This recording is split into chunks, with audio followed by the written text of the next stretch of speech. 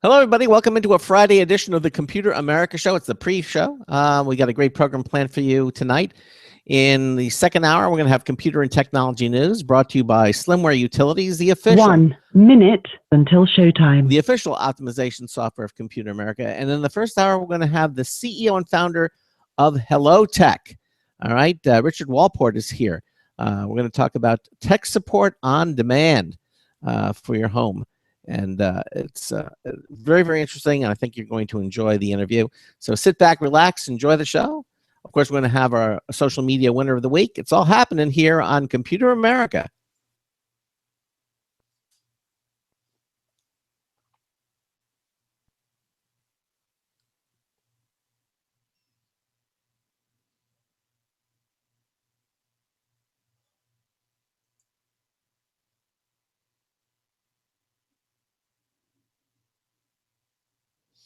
"15 seconds.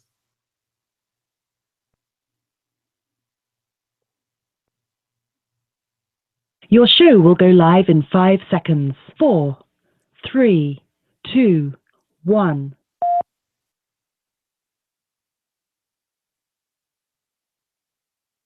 Broadcasting live, it's America's longest-running national radio talk show on computers, Computer America. Hosted by national columnist Craig Crossman. Look for Craig's weekly column in your favorite newspaper. This show is being beamed nationwide at ComputerAmerica.com. Keep it here for technology news, computer products, guest interviews, and your phone calls. You're listening to Computer America. Hello and welcome into the Computer America Show. It's the nation's longest-running, nationally syndicated radio talk show on computers. Computer America is heard around the world and coast to coast. And I'm your host, Craig Crossman. And I'm your co-host, Ben. And it's Friday. All right. All right. Another week of broadcasting excellence in the Computer America repository. Well, getting there. It's not there until tonight. Oh, that's right. But the whole week will be in there in the Computer America repository, which I understand is top secret. Nobody knows the actual location. It's somewhere in a mountain somewhere, fortified concrete, safe for society in case the worst comes to worst. That's right. Xenu comes back or super volcanoes. Doesn't matter. Computer America will be around. It'll be around. Exactly. At least we're doing everything we can to ensure that happens. Again, it's Friday, so we have a great show planned for you. Now, we'll talk more about it in the second hour, but this is the last week for the Logitech T650 wireless glass touchpad. Yeah, I know.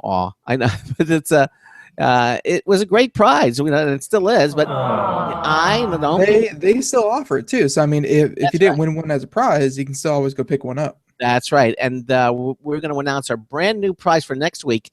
And we have pictures, and we'll demonstrate all that. We'll do that in the second hour of the show. Okay. In the meantime, if you have a comment or a question for our guest tonight, give us a call. We'd love to hear from you. 347-884-8881. That's 347-884-8881. We'll get you on and get you through.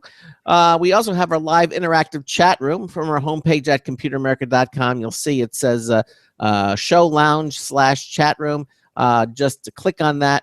Two things will happen. First of all, you'll see the chat room, and it'll say, you want to chat, put in a username. That's the name you'll be known by when you're in there, and you're connected. The other thing that will happen is the live video stream of this show will begin. It's just that simple. Not because we're a radio talk show, but also we stream our live video on the internet as well as our audio, so you can partake of that as well.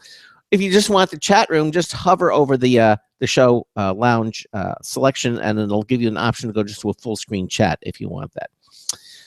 So I think we're ready to start. I'm very excited about our guest tonight. Anything else you want to mention? Oh, any good movies coming out, Ben, tonight? No. Last weekend, Inside Out came out. That new Pixar movie that I think a lot of people really, really liked. But as for new movies, nothing on my radar. Is Jurassic World out now? Did that came out? No, that's been out for about three weeks now. Yeah, 3 weeks. Oh, okay. Ted 2 came out, and yeah, Ted 2. Yeah, I want to go see Ted 2, but I'm a little worried because I don't want to be disappointed because Ted was great, and I'm worried that the sequel won't be as good. Sequels, sometimes, and especially with movies like one hit wonders, the sequels aren't always as good. Yeah. But hey, Hey, much like Airplane and Airplane 2, if you like that kind of stuff, it's probably going to be more of the same. yeah, exactly. All right. Well, the jury's out for me whether I'm going to go see it or not. But anyway, all that's happening. Again, please join us in the chat room. A lot of people in there would love to see you in there. And again, everything that you need to know about our show is at computeramerica.com. And a bone of discontent, somebody does not like our chat client, and I would tend to agree with them. I think over the weekend we're going to see what. Because I don't know, it just has problems. I don't like this chat. You don't even know what those problems are. Yeah, I do. I don't want to list them. I don't want to tell them on the air, but there are some problems. Fine. Fine. Well, we can go back to the IRC chat room, which I really. Oh no! You don't like the IRC chat room? No, it wasn't bad. Yeah, IRC is a common platform, so that's right. It's yeah. So it's tried and true, but it's not as innately fancy. Like it can get fancy, but by default. By default. Well, we'll experiment with it some more. We'll see what we can get going here. Anyhow, but we still like to have you in the chat room, so just go to computeramerica.com and it's up and running as well. Okay, well, that said, I think we should introduce our guest for this hour. I'm looking forward to speaking with him. The company we're going to be talking to is called HelloTech. HelloTech is a new on-demand tech support service provided by fully vetted and trained teams of technicians. Each of their techs is hand-selected, background checked, and completes a comprehensive training program. In addition to a complete range of tech support services, HelloTech also provides new technology consultation and training. HelloTech not only fixes problems, they educate and help architect a home's tech ecosystem. In today's world of connected devices and the Internet of Things, HelloTech's mission is to make the newest in technology available and understandable to all. Basically, they're making technology in the home simple. I like that idea. Now, joining us this hour is the founder and CEO of HelloTech, Richard Walport. Richard, welcome into Computer America. How are you, sir? I'm good, Craig. Thank you for having me. Our pleasure. I'm very excited about this. I kind of described it in the opening, but you're obviously the founder and CEO of the company. Why don't you tell our listeners a little bit more about HelloTech and what you're all about? Yeah, you did a great. I was thinking of hiring you because you did a great job describing it. So that was quite good. One thing that you did leave out that's a little bit interesting is where we're recruiting most of our technicians from, and that's from colleges. So what we found is most college students have grown up with the internet, with smartphones, with tablets, with wireless, and they come to us almost pre-educated. We don't rely on that to assume that they know how to do tech support in the home or how to provide great customer service. So as you mentioned, we do put them through fairly extensive training, but we found it's just a great workforce to pull from. They're eager, they're cooperative, they're happy to help people. They're able to work much like an Uber driver on their own schedule. They're broke on their own time and own days. So they can work 2 hours a week. They could work 20 hours a week, depending on whether they have finals that week or whether they have a pretty free week. So I just wanted to add to your description that we are hiring predominantly out of college students, and obviously we serve everybody, but we've only been live for about 3 weeks here in LA, and we're seeing the primary customer are people sort of in their late 40s and over, which is a demographic I personally fit into myself. But that's a demographic that is, reasonably affluent. They're homeowners. They like new technology. That understand new technology nearly at the same level as somebody who's in their 20s does. So it's a really interesting marriage of two different generations that we're helping make. Yeah. No. So as I mentioned, I don't know if you heard this, they're young, they're informed, and I said they're broke. So yes.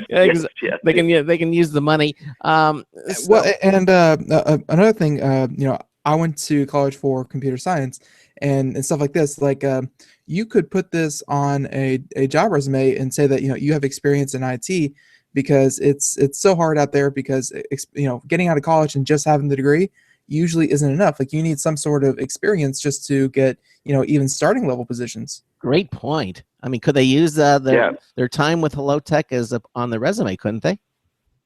Absolutely, absolutely. And again, it's not just for the traditional tech side of IT, but we spend probably about half of our training on customer service issues. So how to address the customer, or take your shoes off when you go into somebody's home. If they're paying for an hour and you're done at 45 minutes, don't rush out of the house. Ask if there's something else you can do to help them for that extra 15 minutes that they've already paid for. So it's great experience for the students, and absolutely something that they could put on their resume. Yeah, I hadn't even thought of things like that. But how long does this training program typically take if someone is interested in becoming associated with HelloTech?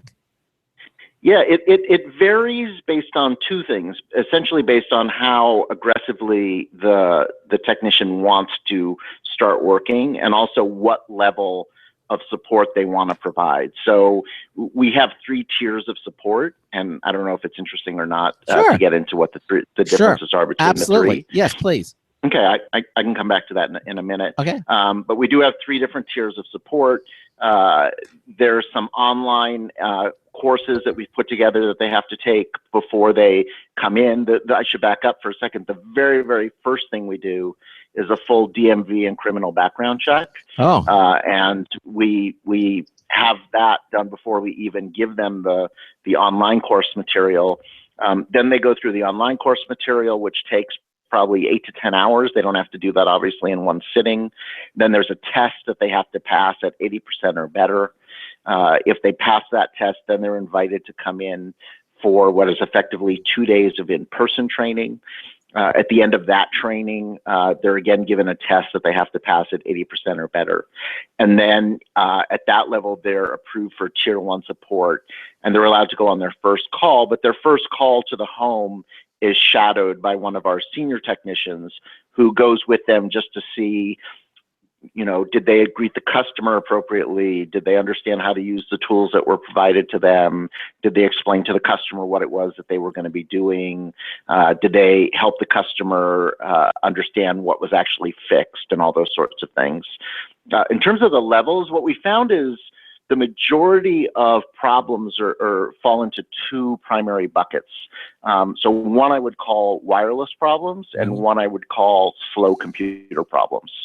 And each of those 2 has subcategories. So wireless, and Craig, if I get into too much detail, just interrupt me. No, go right ahead. So wireless can be one of many things, right? It could be that your internet provider is just slow. It could be that you have an old router, like a wireless G router, when the latest and greatest is a wireless AC router. It could be that you have a room that's too far from your router, so it's getting a degraded signal.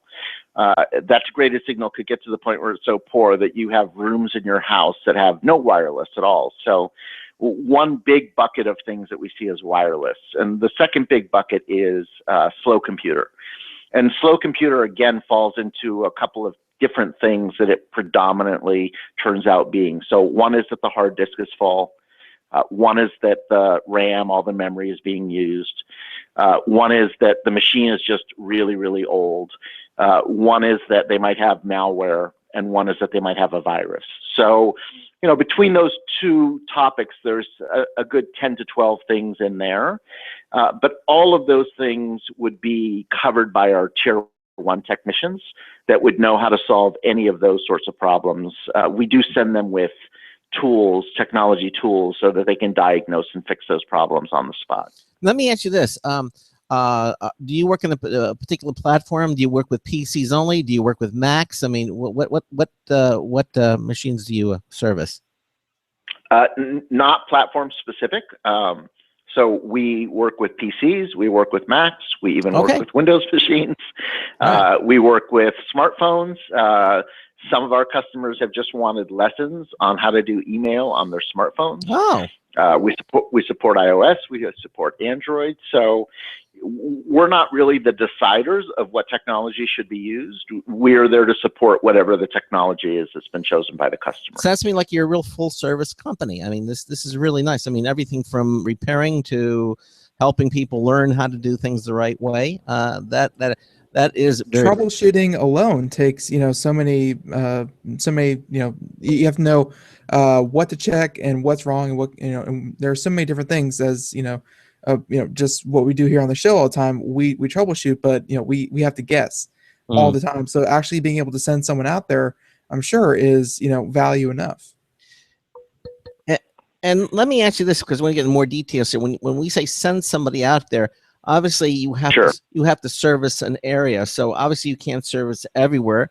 I know there are there remote things that you can do remotely and that type of thing. But do you strictly do people knocking on the doors, or do you do remote services as well? How do you handle that, Richard? Yeah, so we, as I mentioned earlier, we just launched live at the beginning of June. We are in a specific geographical area for now. So we're in the 10-mile radius, if you will, around West LA. So we cover the greater of Los Angeles, Santa Monica, the West Hollywood, Bel Air, Pacific Palisades, Sherman Oaks, Studio City, lots and lots of, it's 100 different zip codes. It's an area much bigger than the size of San Francisco. Sure. And for now, we are doing all in-person support. So we feel that's the highest level of service. And it's just much easier if somebody's sitting at your side to explain what's going on and to point to the machine or to point to the router or to point to your printer and explain what's going on. We will be adding phone support. We'll probably have that by the end of the summer. The nice thing about that is that we don't have to be geographically constrained by. So that's something we'll be able to do on a national basis. But we wanted to start first and foremost with what we thought would be the best quality of service, and that is in person. Right. And of course, but as you say, I guess with the latter that they're going to be starting, all they really need to do at least have their machine bootable, and they have to have a good internet connection. I would think that's the two main things for offsite. Correct. Exactly. And then go from there. And I think it's a natural progression. I mean, it's nice that you're starting off locally or regionally and then are expanding. I assume that you'll also expand geographically as things go well for HelloTech. You'll start investigating possibly other cities or other geographical locations. Any kind of a roadmap that you're looking at this time as things go well?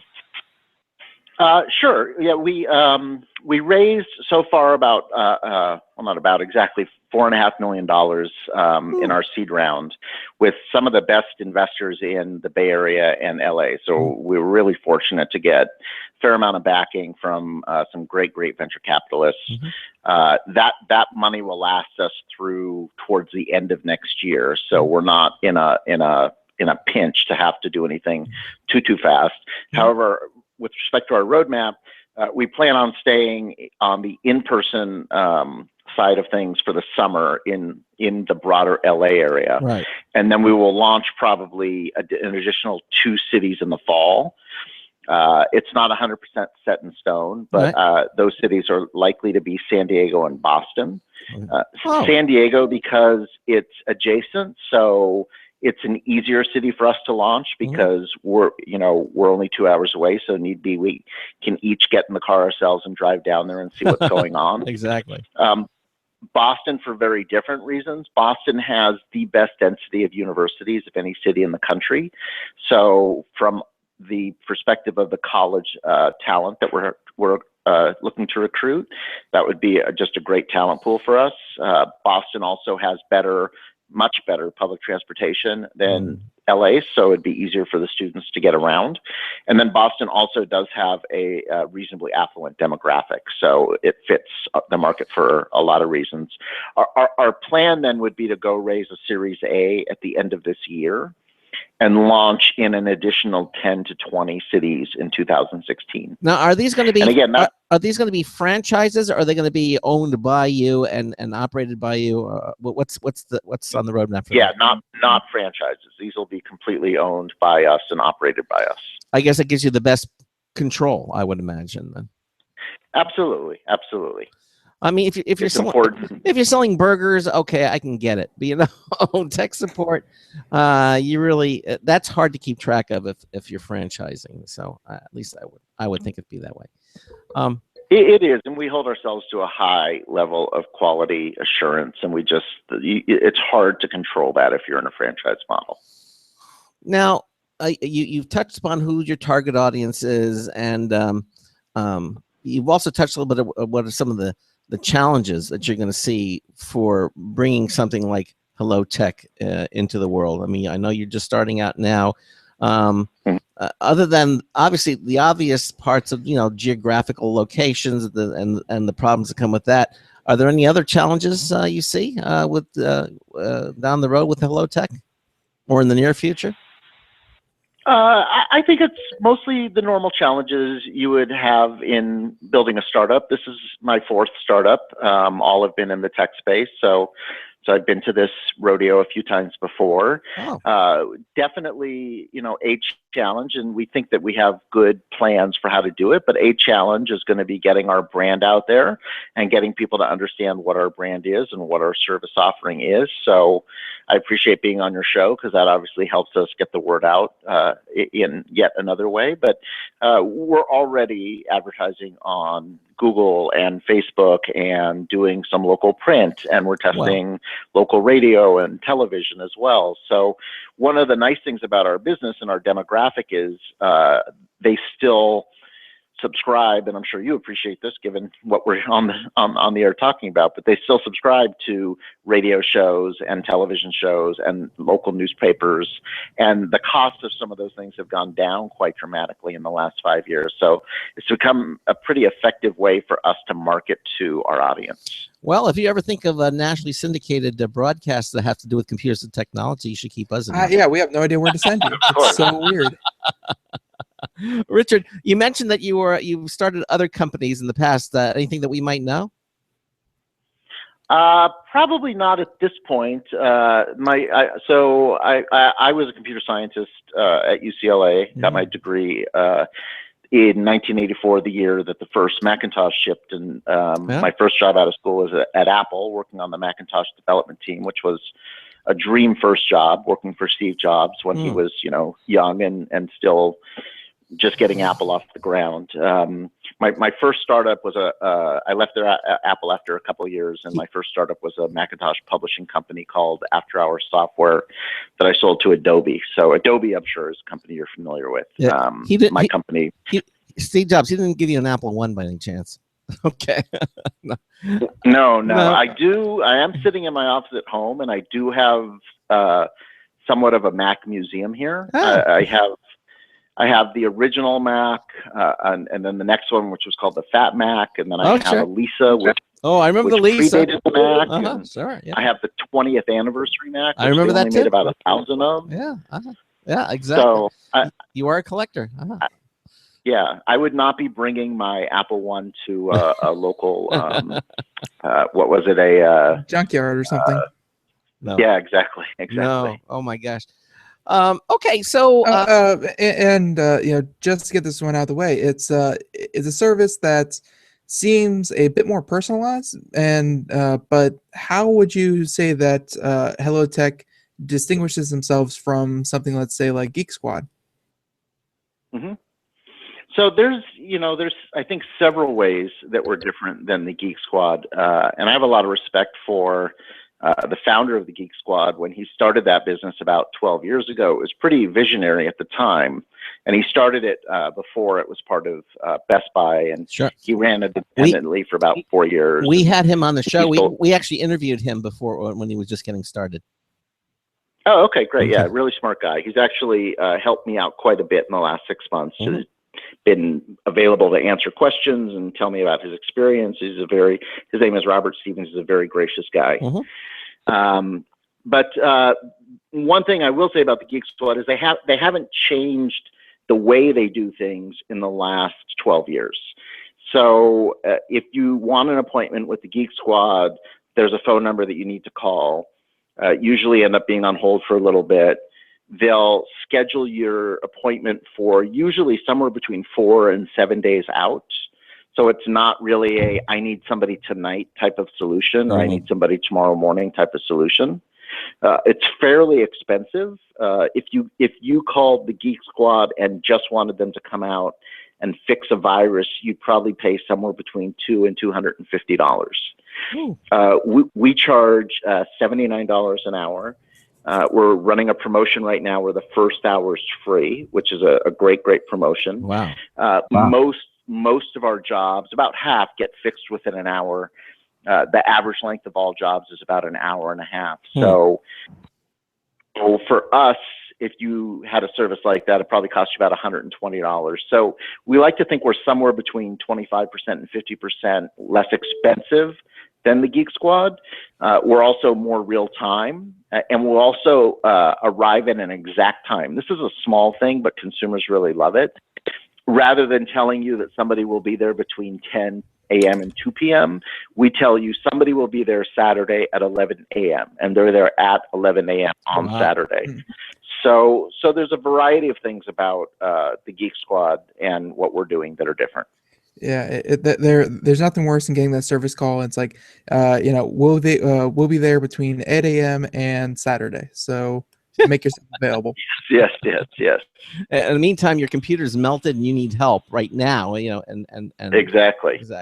It doesn't reflect the real world. I've always been felt that because it's immediate. It's like you're having a problem and you want instant gratification. You want it fixed now. Unfortunately, in the medical profession, you're sick and you call your doctor. He says, "Well, we'll make an appointment next Thursday." Unless you scream, "So no, I'm in agony or in pain. I need it now." Then they may take you, or maybe just tell you to go to the ER. At that point. But there's no ER you can take your computer to. As far as I know, people want the service. They want it immediate. They want it fixed as fast as they can. And they're probably willing to pay for that too. So. If you and most of our customers are actually selecting next morning. So what we're seeing most often is somebody comes on at 3 in the afternoon, 5 in the afternoon, 7 in the evening, and they're scheduling for 9 a.m. or 10 a.m. the next morning. Makes sense. Yeah. It makes if you're having a problem, at that hour of the evening, go to bed, shut your system down, and then someone will be there first thing in the morning to get it fixed. That probably is one of the best scenarios, and that makes a lot of sense. It really does. Yeah, that's a great way to describe it. Yeah. So to get a little bit more on your employee side, to make sure that all the hours are covered, because you wouldn't want all of your employees. Because if I understood that correctly at the beginning, you said that your employees get to schedule their own hours, or at least kind of choose how many hours they'd like to spend with HelloTech. How do you kind of line all that up so that there's always someone available for the appointment times? Yeah, it's a great question. There's a couple different things that we do, and the question that you're asking is a very common one in a business like HelloTech, which is in this category of sort of an on-demand two-sided marketplace where you have a supply side and you have a demand side. For us, supply is the college students and demand are the customers with the computer problems. And the magic for us is to try and have that exact right balance that you just asked the questions about. We're erring on the side right now of feeling like we're overstaffed for the supply side, so that while we're just developing our brand and our initial customer satisfaction, we can be very, very satisfying to the customer who comes on, who wants that appointment the next day. So we're in this every week. We look at how many calls did we get? How many calls did we service? How many technicians do we have? How many hours are they working on average? How many more do we need to train the next week?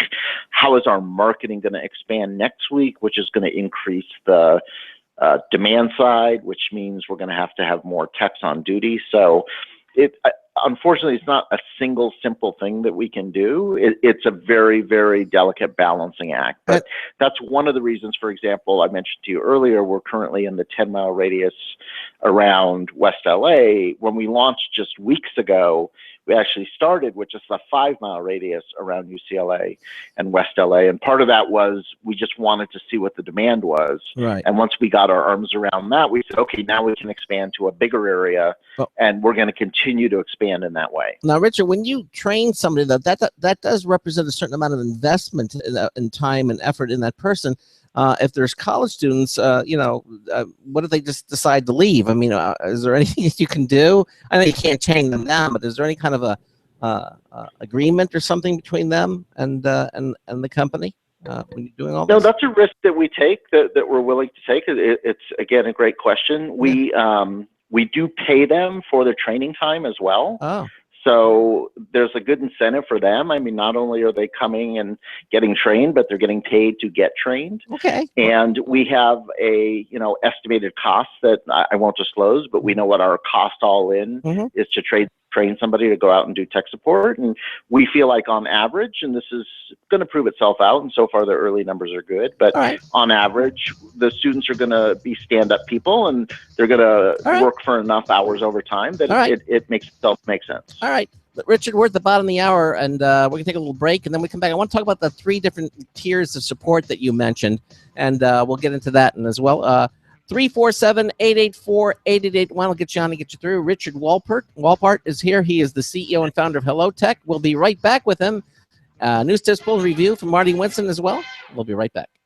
Don't complain about your cable bill going up and up and up. Do something about it. Grab a pencil and jot down this special number, 1-866-663-MY-TV. The more cable TV rates go up, the better digital satellite TV looks. So, disable the cable and get more of your favorite channels in 100% digital quality for less money. Call 1-866-663-MY-TV right now to sign up for packages starting as low as $19.99 and up to 4 rooms. And there's no equipment to buy. That includes your free HD TV upgrade, your free DVR upgrade, and your free professional installation. And the best part, the pristine digital picture and sound. Call 1-866-663-MY-TV. So, what are you waiting for? Pull out your major credit or debit card. Call 1-866-663-MY-TV. 1-866-663-MY-TV. Disable the cable, cut costs, and get more. Call 1-866-663-MY-TV. 1-866-663-MY-TV.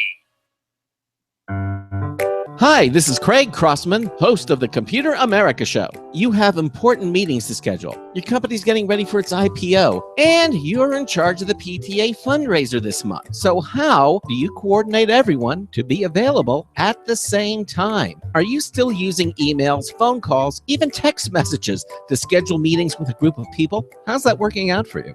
Not so great, huh? It's a fact that every day, millions of people suffer from scheduling headaches.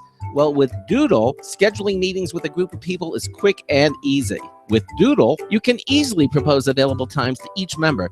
Each one checks off the times that they're available, and then you simply pick the time that works best for the group, all in an easy-to-read display that integrates with your existing calendar. Nothing could be more simple. Give Doodle a try for free, and like millions of Doodle users, you'll truly see how easy it is to find the perfect date and time for all your meetings. That's www.doodle.com.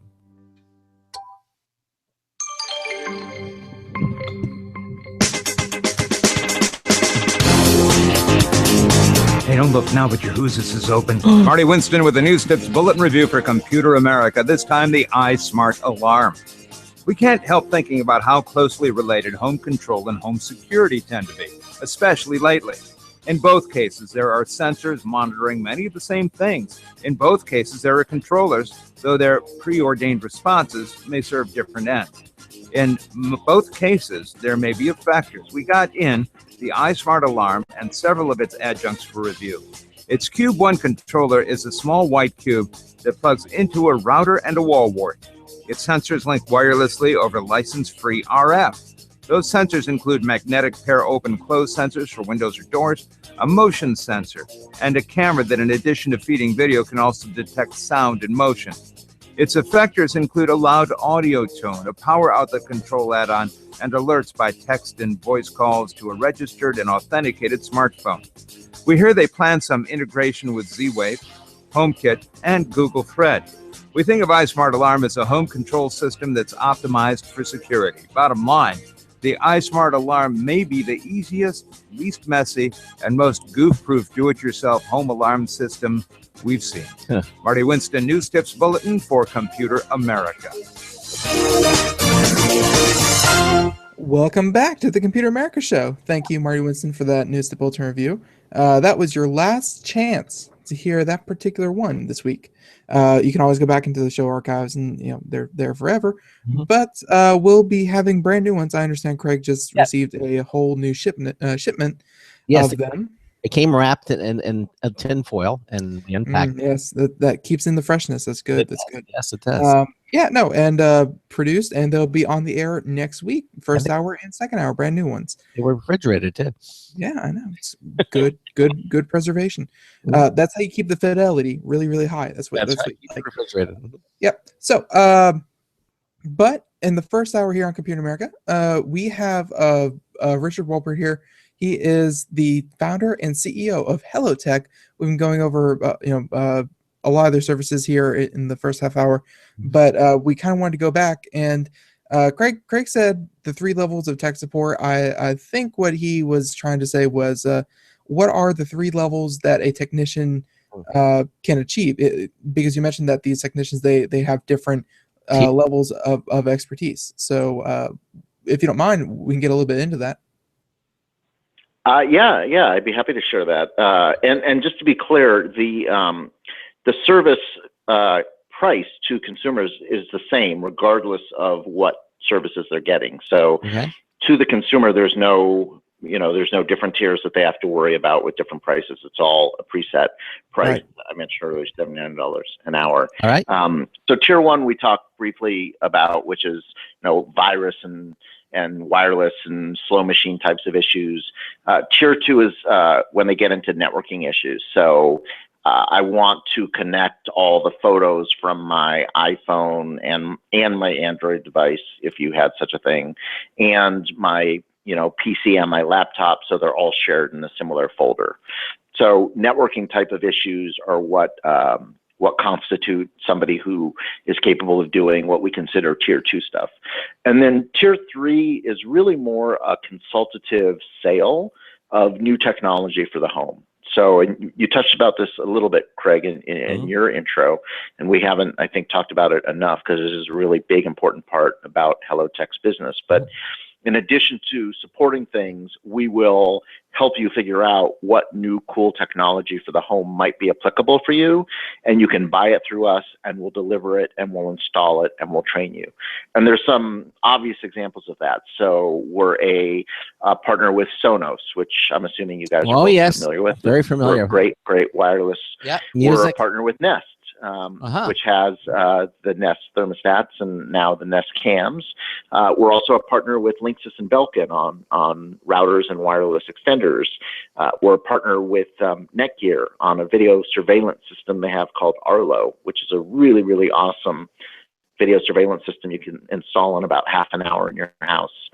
And in the case of Sonos, which is a company people are at least a little bit familiar with, we'll actually come out and do a free consultation. So one of our tier 3 level techs will come out and ask, what rooms you want the music in, and what do you want to listen to, and do you currently have subscriptions to Spotify or something else? And they'll then come back with a quote, which is effectively a customized system for your house that will include different size speakers for different rooms and the total number of speakers that you need. And you can pick and choose as a customer which of those you want. You buy it directly from us. We show up, we install it, we make sure it's working with all of your music services and your local music library, and we train you on how to use it. So that tier 3 is the technicians who are above and beyond just support, but really helping customers get educated on this whole new category of the Internet of Things, because really every month there's new, really cool technology for the home.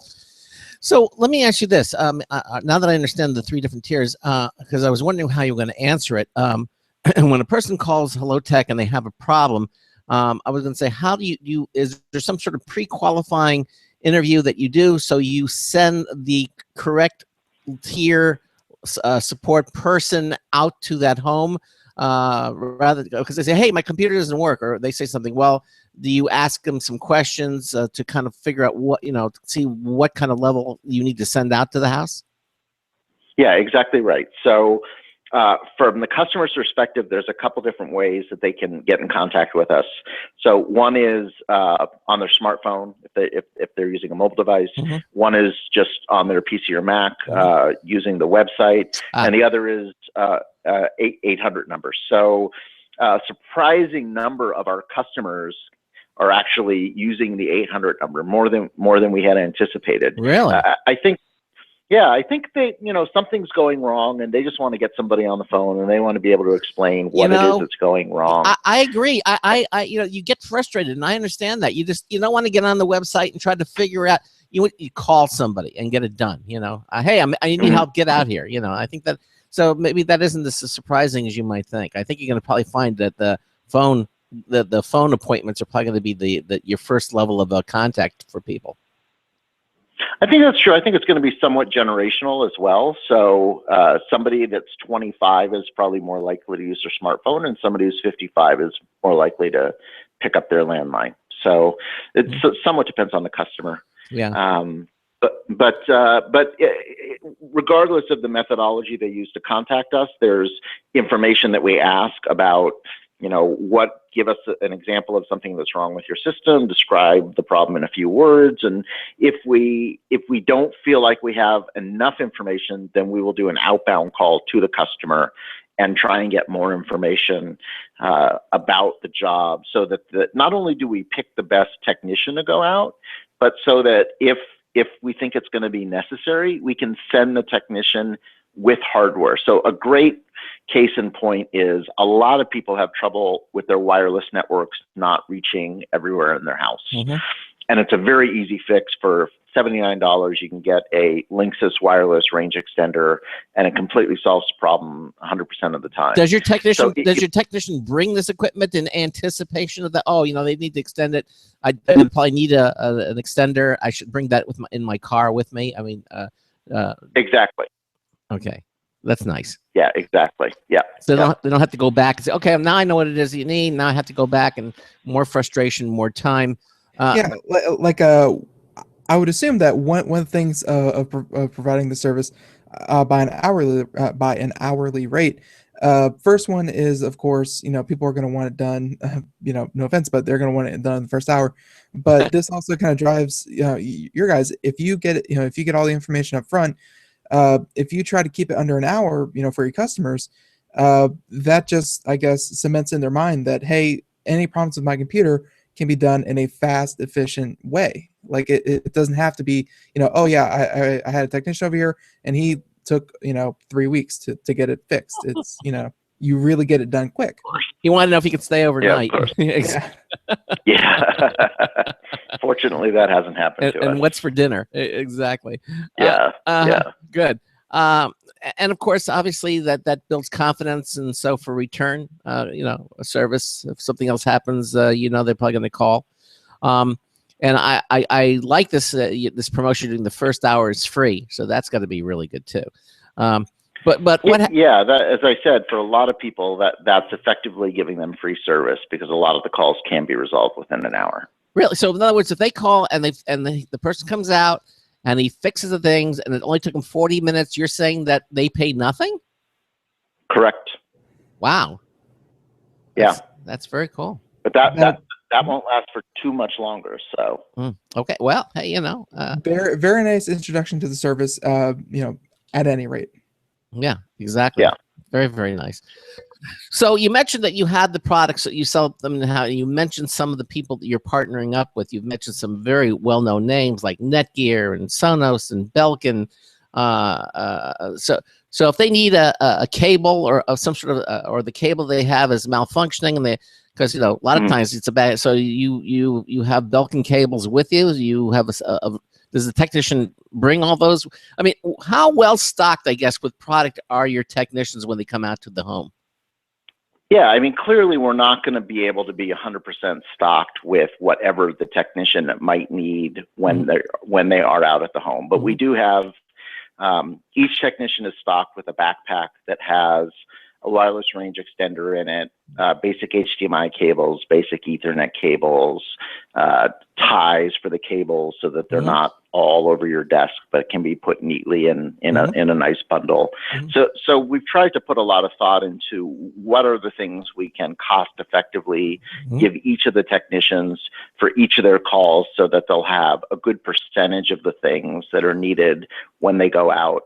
But clearly that's not going to happen 100% of the time. But there are going to be times, where they're going to either have to come back out, or we can have somebody bring a piece of equipment to the technician. That was my next question. First of all, when you pre-qualify the person, and it is a networking issue, maybe then you're more inclined to bring more networking products out with you because, knowing what the issue may be, you could bring, things that were more inclined to be useful. I don't know if that's what you do. And then of course, the second thing is that if you do need to get something, are you staffed in such a way that same technician has to go all the way back to the office about again, or can he make a call and have somebody bring what he or she needs? Yeah, the way it's working right now is we have enough on-call technicians that we're able to have somebody bring the new product out to what they need. If it's something like a Sonos system, that's something that we have to order, but that's not something the customer expects you to show up with anyhow. So, right. No, so of course not. That works out fine. Of course not. No, that makes perfect sense. But Sonos really doesn't have anything to do with repair. That's you're adding some functionality, and that's all can be pre-qualified with the phone call. That makes perfect sense. But when you're doing the diagnostics or repair and you're not sure what, I would think that in your in your contact before they come out there, you can kind of sort of zero in on what you think might be the problem and then bring the proper components along with to the home. That's correct. That's how we're currently doing it. Good. Well, it makes perfect sense. And again, and it's always $79 an hour. That obviously does not include the parts or correct services, right? What about software? Correct. Certain software needs to be if you want to put antivirus software or anti-malware software, install that. There's a charge for that, I assume, as well. The different products. Yeah, there are different products that have different charges associated with them. We've tried to get deals with the various providers so that we can at least assure the customer that they're getting the best price that they'd ever be able to get for that product. There are some additional digital services that we've partnered with as well. So LifeLock obviously is an important service in today's day and age with all of the hacking and security breaches that have taken place. So we can help somebody install LifeLock on their machine or their machines. There's a great, what we think is the best online backup company. It's called iDrive. It's very inexpensive and it works for every one of your devices. So you can back up your Mac and your PC and your iOS device and your Android tablet all to one account. And we can help get the customer set up with that service as well. So yeah, there are these, there's really two categories, if you will, of products that we sell. There's ones I would call digital products, which require no physical hardware and are just things we can help people sign up for. And then there's the digital hardware side of things that we would sell as well. What about additional equipment? Let's say you're running it and you're finding, oh, well, your hard drive is almost full and it's working very hard. Do you sell, let's say, external hard drives, or internal hard drives to increase the capacity of a system? Do you do things like that? We have had a few cases of this come up, and what we've been doing is selling people external hard drives, not internal. Okay. A couple reasons for that. One is the prices of these have come down so dramatically that you can buy an external hard drive that's as big as you're ever going to need for really not that much money. You're right. And the ability to install it is literally just a USB plug in and you're done. It's not open up the machine. And in Apple's case, if you open up the machine, you void the warranty. So we want to be careful not to do that. So we've been promoting more external hardware solutions, not internal. Right. I mean, you can buy like a 2, 3, 4 terabyte hard drive now for maybe $100, $150, or even less than that. Crazy. It is just amazing what these things are going for. It really is. And although that somebody said there just kind of tickled the back of my head, and that is of course you guys are only 3 weeks out, so not saying that you guys have to do this right away, but In the future, let's say you did have an issue with a Mac, and you said, and I believe the warranty is not voided if it's done by a certified Mac technician. What kind of certifications are you hoping that your technicians are going to achieve? Yeah, one thing, it's a good question, and something I sort of skipped over. So one of the things that we're doing is we're hiring full-time HelloTech employees that are tier 3 level technicians. And there's about one of those for about every 10 to 15 part-time technicians. And the idea behind that is a couple-fold. So one is, if one of our technicians is out in the field and gets stuck and doesn't know how to solve the problem, he has an escalation path, which is back to one of our full-time tier 3 technicians. And we've built some software, licensed some software into our agent application, so they can actually video stream what they're looking at in the customer's home directly to our full-time tech agent.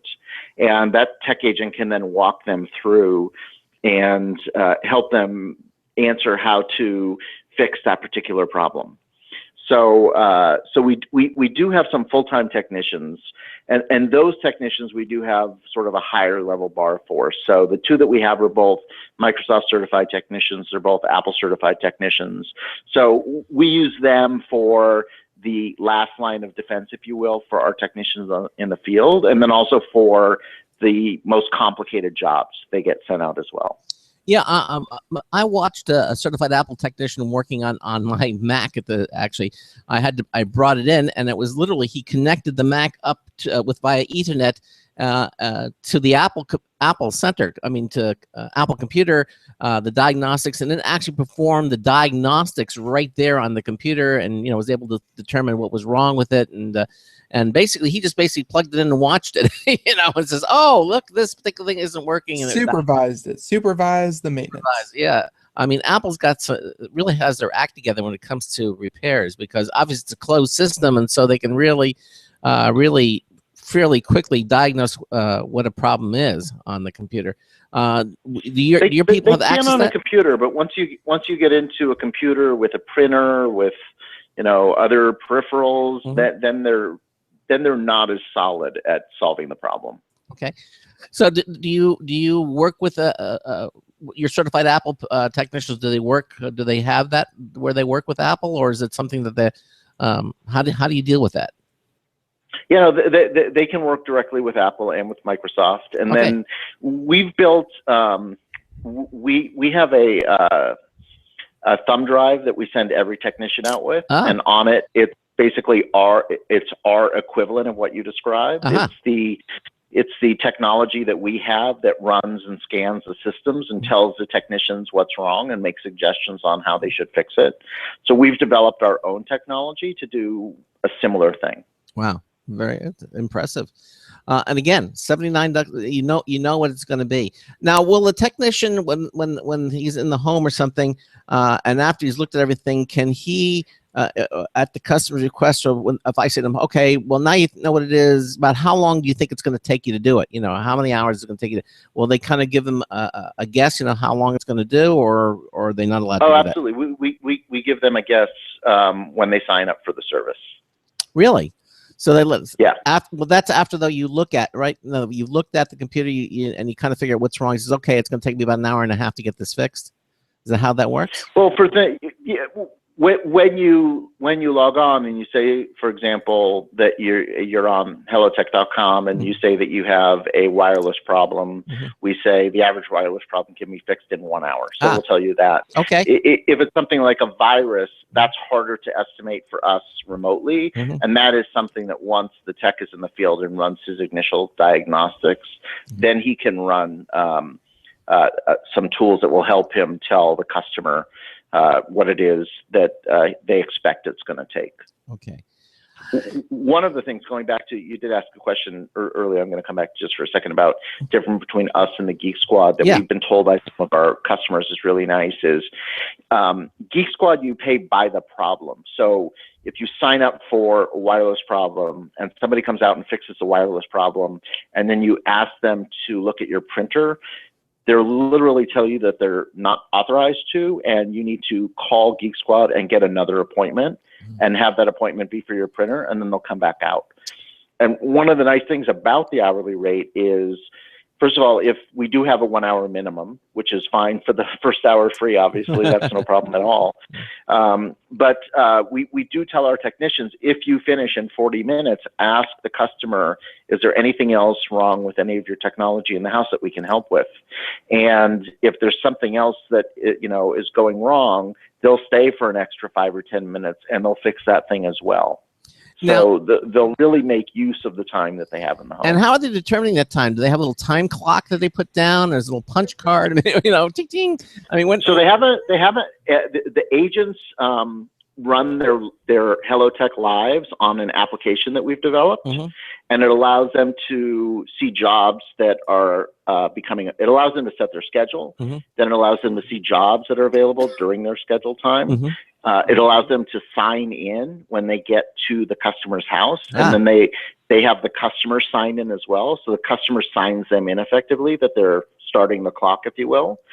And then when they are done and the customer is satisfied, they have the customer sign them out. And that's how we use all of the tracking to figure out how much the customer should be billed. Yeah, makes sense. It makes perfect sense. Exactly. Okay. And again, if you want to find more information about this, of course, you can go to our website at computeramerica.com, and we have it's right there on the homepage, HelloTech, and we have a link right to the HelloTech website. You can see that there, and all the information is there. Of course, the website is HelloTech, HelloTech.com. But again, just go to computeramerica.com and it'll be there for you as well. Richard, anything else you want our listeners to know before we say goodnight? No, I think we covered it, Craig. I appreciate your and Ben's time. Okay. Well, again, Richard Walport, the founder and CEO of HelloTech. Again, it's $79 an hour, and for a limited time, the first hour is free. So, but it won't be much longer. So, if you have a computer problem, check it out at the website, or you can call them either way. It sounds like for a limited time, only in the Western LA area. That's right. Exactly. Well, we have a lot of That's correct. That is correct. All right. Well, Richard, again, thank you so much for being with us here tonight. And again, best of luck to you and HelloTech. And, keep in touch with us. Let us know how things are going for you. Okay. Okay, guys. Thank you. Have a good night. Take care. Have a good evening. Good night. Bye-bye. All right. Bye. Bye. All right. There you go. HelloTech again. Richard Walport. You can see this for yourself. I mean, I like things like this, man. Oh, yeah. Somebody, because who are you going to call? Definitely not the last time. Well, you say who are you going to call? And I mean, there are lots and lots of great independent contractors out there, but unless you know someone by reference, or someone personally, you don't know who you're letting into your home. And Geek Squad, like you were saying, very, very expensive. It's always room for competition, and this seems like a great one to go up against Geek Squad. Yeah. And of course, it all depends on how much you use your computer. And if it's just recreational, that's one thing. If you're using it for work or business, well, I think everyone wants their technology to work. Yeah, exactly. They want it to work. There's nothing worse than when you turn your computer on in the morning and all of a sudden it doesn't work. It's just not. See, I don't have that problem because I'm a genius. So it's everything just works all the time. There you go. All right, that's a good place to be. But not everyone is like me, so Yeah, exactly. All right, coming up in the next hour, we're going to have some interesting computer news stories brought to you by Slimware Utilities. Some of them we're going to talk about technology-wise. The world's first commercial jetpack is going to be available in net yet. That's right. Finally. Yeah, finally. You can actually fly around wherever you want to go. We're going to talk about a robot that can build a house in 2 days. A robot. Houses for everyone. Houses for everyone. This is some of the stories we're going to be talking about. And also a super fast laser that creates a hologram that you can touch. Some of the stories are going to be coming up in the second hour of the Computer America Show. Also, it being Friday, we're going to have our social media winner of the week. We'll be announcing that in the second hour. And again, it's going to be the last time that we give away the Logitech T650 wireless glass touchpad.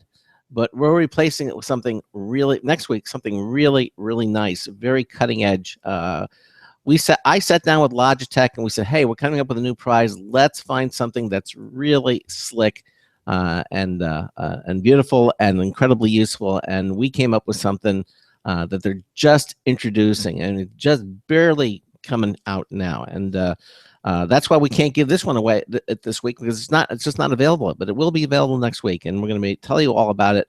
We'll talk a little about it in the second hour as well during our computer news. Another news tips bulletin review from Marty Winston. It's going to be the last one for this week, and then we'll have two new ones, brand new, fresh ones, on Monday.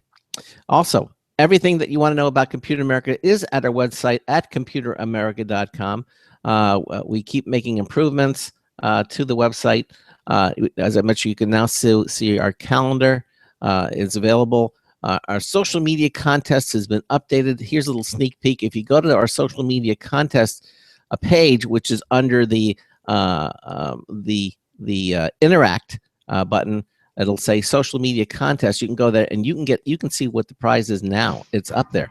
You can actually look at it and see for yourself what we're giving away starting next week. All right. We're going to take a quick break, top of the hour, and then we'll be back with computer and technology news. Again, that's brought to you by Slimware Utilities, the official optimization software of Computer America. Ben and I will return. Don't go anywhere. This is Computer America.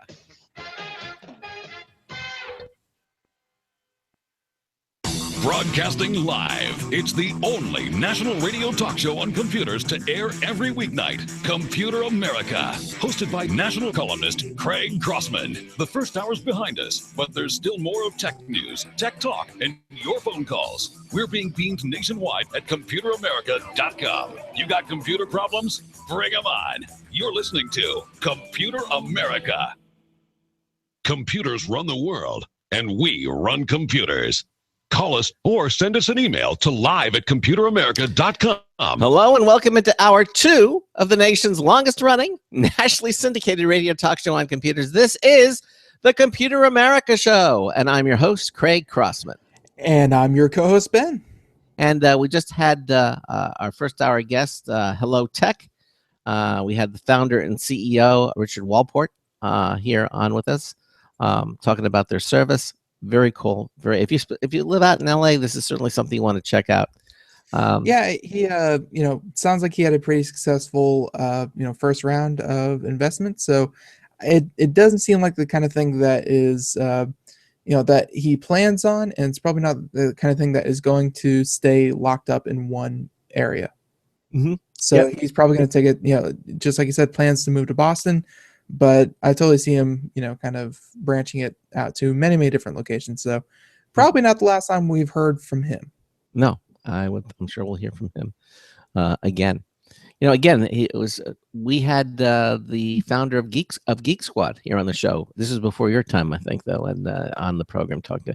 We've been here over 24 years here on Computer America. We have had some a real run of guests here on the show when they were in their infancy. We've had the CEO of Netflix was on the show when it was just an idea starting to deliver DVDs. It was here on the show. It's amazing the companies that have been. Well, and I was saying that it's like we've interviewed products that are that seem new, cutting edge. Is the first thing that you ever heard of, and then we've had interviews with Bill Gates. Like it's you get this huge mix, and a small percentage become very, very successful, very, very famous, and become a household name. But I mean, we do it all. Yes, we do, and we bring it to you, our listeners at Computer America. So before we start doing the news, let's talk. You want to talk about our new prize? I'm very excited about this. Oh yeah, sure. So Logitech tends to give us prizes to do our weekly social media giveaway. Mm-hmm. Very, very nice of them, and they always have great products. Whenever we do, for those of you who don't know, whenever we do interviews on the show, we always try to recommend Logitech as a go-to, affordable yet very well-sounding, very high-quality equipment Mhm. For the price. We endorse them here on the show. We love them, and also they're a sponsor for our contest. So for the longest time, we've been giving away the glass touchpad, Yeah. and that's been huge. And that's been huge with our prize winners. They said they loved it, even though they didn't even have an idea that a glass touchpad was something they needed. Mhm. They didn't regret winning it. Let's put it that way. Yeah, valid to But but now, not for $8. But now there's something different. yeah. So again, if you go to our social media contest page, and it's at computeramerica.com, and go to under the interact pull down menu, it'll say social media contests, and you'll see, it explains exactly what I would tell you. You have Facebook and YouTube and Pinterest and Twitter and Google Plus. You subscribe to them, or you like them, whatever it is you do, and that gives you yet another chance to win something.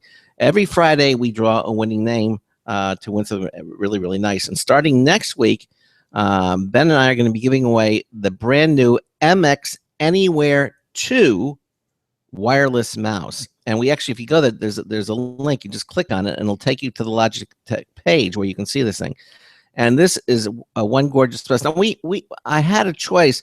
They had two different mice that we could have chosen from, and that was the MX Anywhere. They also had the MX Master, but I chose to go the MX Anywhere because that's for left and right. I didn't know about this. Let's look up the was it the MX Master? MX Master. It's again, they're both. You can do a side-by-side comparison with them. They allow you to do that. They both work with Windows and Mac. They both have this tiny Pico transmitter receiver that you can do it. The MX Master looks more like a traditional, very nicely shaped, ergonomic like desk mouse, whereas the one that we're giving away, that is seems like the more travel ready one. Yeah, it is a trouble, but you can use it on your desktop. I mean, it's conveniently has all the buttons that you could ever possibly want, and it has all the latest technology. It has the dark field laser technology, which allows you to use the mouse on a glass desktop. Most laser mice you can't do them you can't use them. They don't track properly on a glass surface, but these will. Or even on a highly glossy surface, it works very, very well on that. That's that dark field laser technology. But the mouse fits easily in your hand, and again, by a left-handed or right-handed person, it'll work with either way. It works both, and again, it has that the unifying technology, which allows it to the unifying Pico technology, because there's a little tiny little nib that you put into any USB port, which will make it work. The other thing that I really like about this mouse, Ben, is that it has on the bottom of the mouse, it's got 3 little buttons, 1, 2, and 3. And you can easily, just by pressing any one of those buttons, you could switch between 3 different devices. I've never seen this before on a mouse. This is something new. 3 different devices or 3 different profiles? No, 3 different devices. In other words, if you have a laptop, if you have a desktop, you have 3 different. So it comes with 3 dongles. Yeah, exactly. What you do is that you just push the button, and it's called their Easy Switch technology. It's a brand new, and on the bottom of the mouse, you'll see 3 little buttons that you can push. You can see it right on the website there. And so basically, you can take the wireless portable mouse from your office computer to your home laptop. You can even use it with a Microsoft Surface tablet.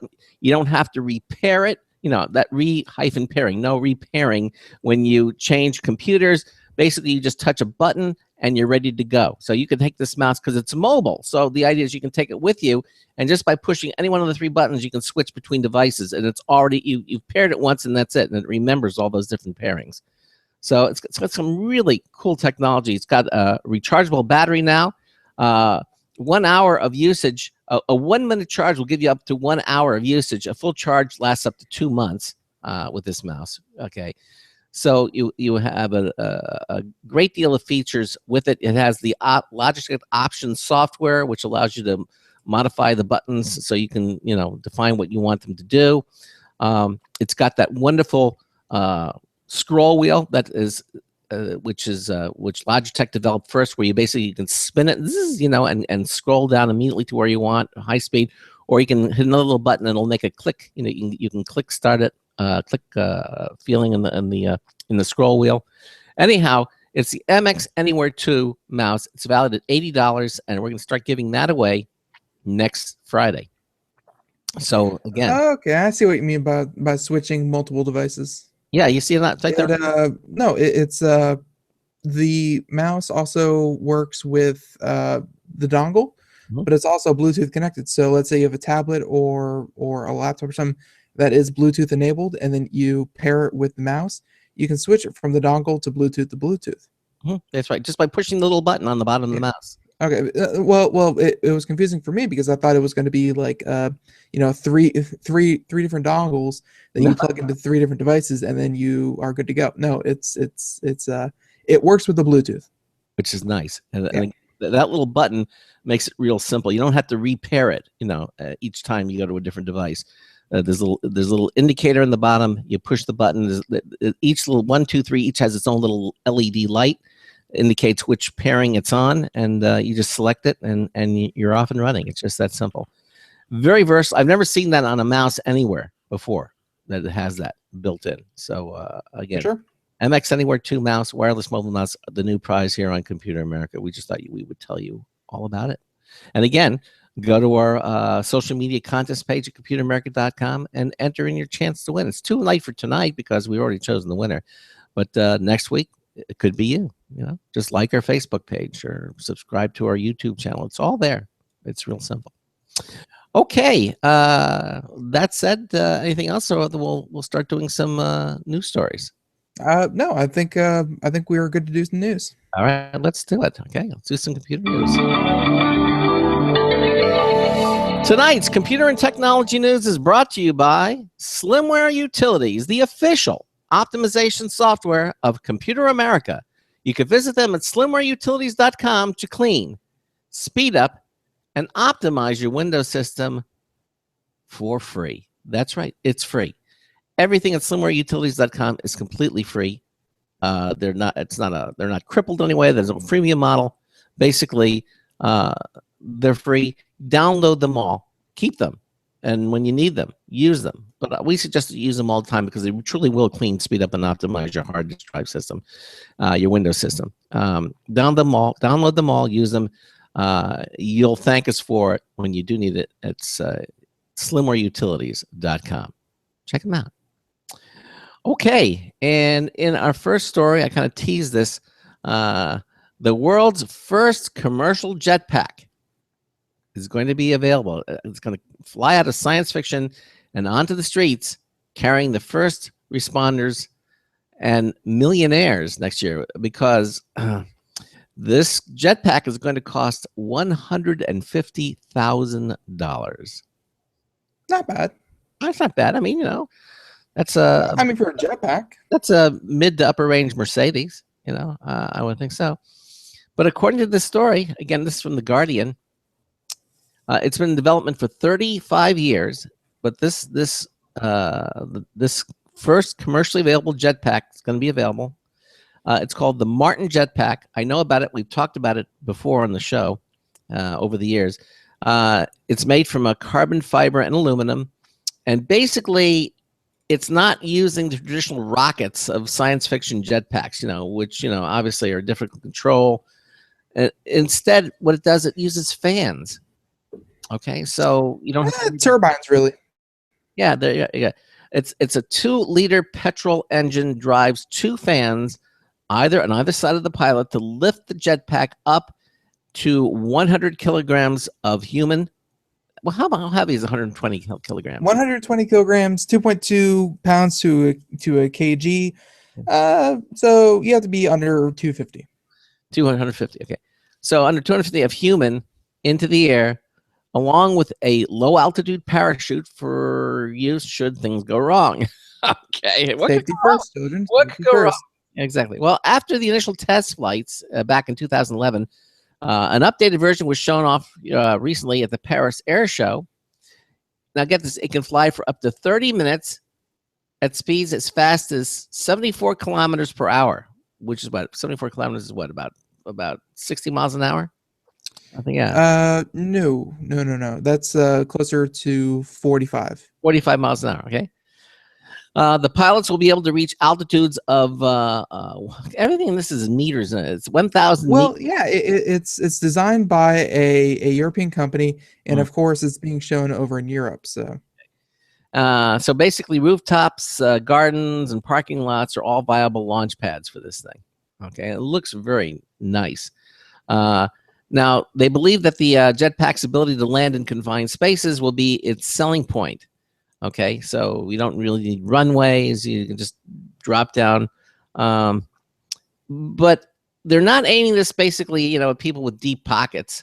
I think the first clients are going to be emergency services, which I think makes a lot of sense. If they have to get to some place that's very tight to get in there. What was it just today that was a plane went down from a cruise ship? Remember, and I was watching the news story. The guy said that it's going to be real. They have to hoof it on foot to get to the plane. They crashed into a granite cliff. yeah, it's I don't think like it's not going to be used for rescue operations because like the article said, 250 pounds is this thing's maximum weight. That is two very, very skinny adults or a skinny adult and two fat children. Like it's not going to be for rescue operations, but in terms of scouting it out, doing reconnaissance and just like looking at things, seeing how many people are moving at a plane crash, flying to here, there, everywhere, flying over a burning building so you can see if anyone, so if you can see anything in terms of just looking at things. This is going to be this is going to be better because it can be much, much more immediate, especially if you find a way to put this on, let's say, a fire truck. It can be much, much more immediate and just right there when you need it for than any helicopter could be. Well, it says again. This is the chief executive Martin was quoted saying that it's naturally for the ambulance service getting to a point of importance of rescuing people in the shortest possible time. So that's what they're saying.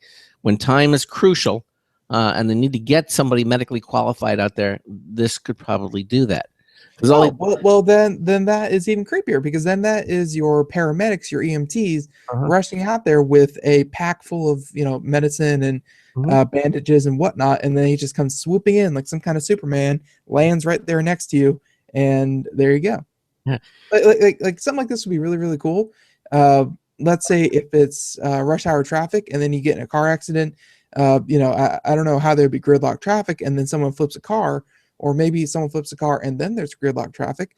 But in some way where a traditional vehicle would have to wait tens of minutes, something like this, you could have them fly out and they'll be there and be able to stabilize people much, much faster and then wait for the traditional services to make it there. But at least you get somebody who's medically qualified to the people who need immediate service, and all that person would need is probably as I said, that they probably have a medical emergency pack that has all the things that are crucial, and get that person out there, and then while he or she is working on them, and then you have the regular emergency services make their way to them. But at least you get somebody there immediately. So what you're saying is we're going to have paramedics. Paramedics, yes, exactly.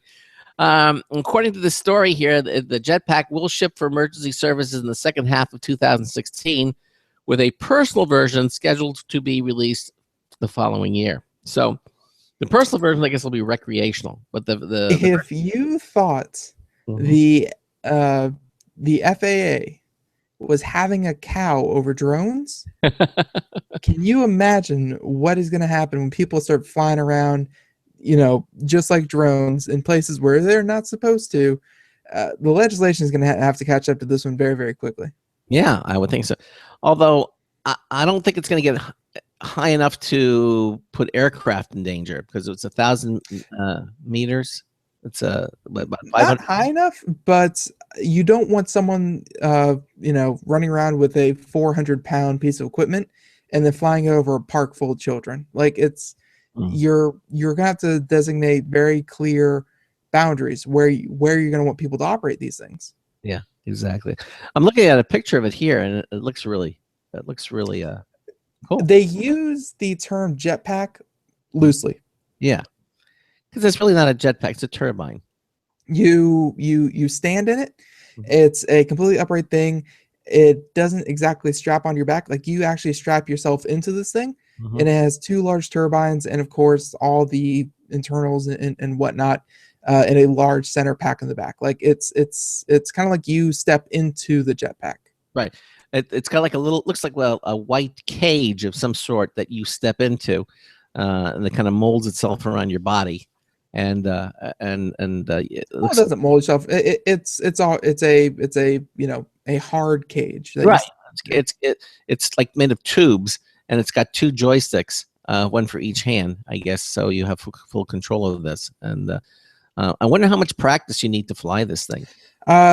I have seen interviews with people who have actually used this device, or no, they not used this device because they have only trained professionals so far at trade shows and just air shows showing off this thing. So it's not like they're like, hey, Billy, come over here, step into this thing and give this jetpack a flight. They don't pull random people off the street. Like, they do countless upon countless hours of training and testing before they let you fly one of these so far. But they do have a simulation program where you step into an apparatus, and they give you full control, but it's a complete simulation. And those who have tried the simulation said that it's actually very, very difficult to use. It is difficult to fly. It's difficult to use. It's getting better because every year that the technology goes by, it's everything's just going to become quicker, more sensitive, better, stronger computers. But yeah, it's like anything else, like drones. Remember how difficult drones were to fly, and now they've got it where you can be flying one in a few minutes because they have auto stabilization. You basically, they have things onboard controls that are built in that basically make the flying fairly easy to do, and they're extremely stable. Obviously, this one, when it first comes out, it's not going to be that way. But I'm sure as time goes by, as you say, they're going to continue to add stabilization hardware into it. So basically, you need to be less skilled as a pilot. It's going to be a lot easier to fly. I don't think it'll ever be perfect just right out of the box, because it's like anything else, like a car. It takes time. It might be closer to a light helicopter. Yeah. Like, it's not like a car, because your car never, like, this thing is going to be more akin to a light helicopter, because you are going to be flying, and flying adds so many more dimensions to driving a piece of equipment like this than a pseudo 2-dimension car ever will. I haven't heard reports. I don't think there's been any accidents with it yet. I haven't heard anything. So. No. Again, it's only been in beta and testing and in trade shows, so it's has not made it to the hands of anyone yet. Okay. Well, anyway, it's called the Martin Jetpack, and it will probably be here next year, and you'll start next year for emergency services, and then the year after for the rest of us. Okay, there you go. Want to fly around and arrive at work in style. Wow. Like my favorite thing is that it actually moves pretty fast, and it has a pretty good uptime. It's not like 3 minutes of flight time and blah blah blah. Yeah. 30 minutes and as fast as about 45 to 50 miles an hour. So that gets you 25, 30 miles on one charge, or I'm sorry, on one tank of gas. Yep, exactly. So and of course 2 liters of petrol does that. So you could keep a spare 2 liters on board. I'm sure that won't add too much weight. And honestly, I could see someone pulling enough strings and wanting it enough. They could probably use this to commute to work. Yeah. The future is coming. It's coming quick. All right. And you heard about it here on Computer America. All right. What do we got? All right. Well, keeping with future is as future does. Palmer Luckey. This is from Max and PC. Kevin Parrish is the author of this particular article that we're pulling from. But Palmer Luckey talks Oculus Rift price and the state of virtual reality. So, following on the heels of E3, which was last week, Recode, very nice website, by the way, got a chance to chat with Oculus VR co-founder Palmer Luckey, who was at the show demonstrating the Oculus Rift. He had a quote here saying the iPhone moment is going to take longer, and it's probably not going to be such a huge radical jump. It's going to be more gradual. The Rift is not the iPhone of VR. Nothing out there is the iPhone of VR. They're almost like the Palm Pilots and the Trios of virtual reality. So they're the beginning stages, but they're not the, wow, look how sleek, look how sexy, look how functional this thing is.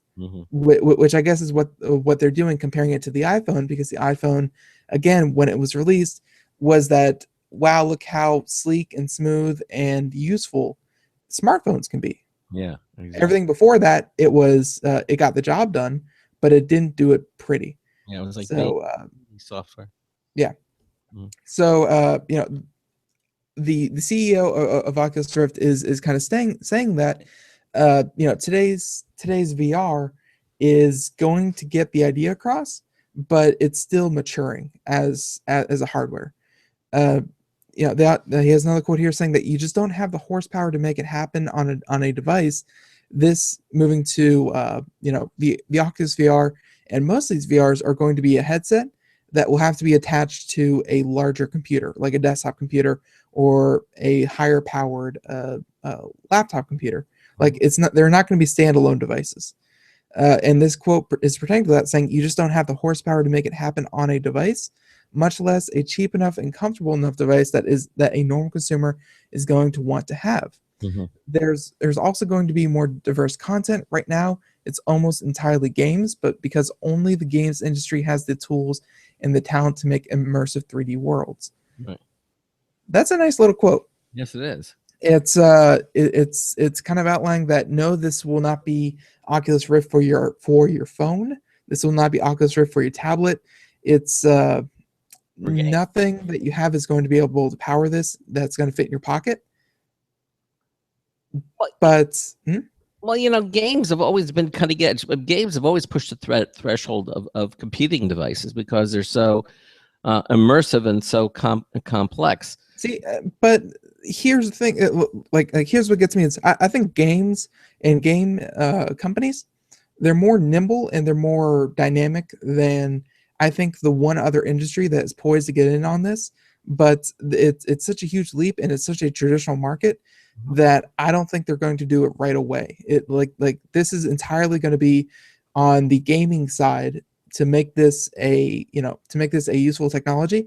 But I think the other market that should get into this, and after it's well established, it probably will, and that's going to be the movie sector. Like, I think you know, if they can make something like Avatar, then they can you know, with all that CGI, with all that budget, then they can make fully immersive movie experiences. Like, it just takes a director and the proper studio and budget behind it to make a new and different kind of movie. Because, you know, we've talked about on the show before. Yep. A movie on virtual reality is not going to be like any other movie that you have ever seen.